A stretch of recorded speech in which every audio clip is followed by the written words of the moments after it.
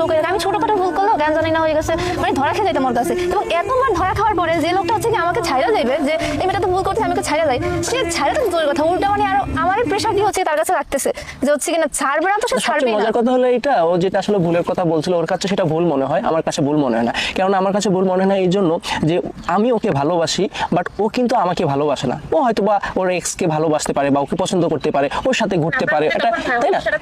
না, ওর মধ্যে হয়নি, আমার মধ্যে হয়েছে। বাট সেই জন্য ও তখন হয়তো বা অনুতপ্ত, এই জন্য আমি হ্যাপি, কেননা ও ভাবতেছে যে ও এটা ভুল করছে, কিন্তু আমি আমার সিটটা মনে করি যে ও ভুল করে না, কেন ওর এক্স থাকতে পারে।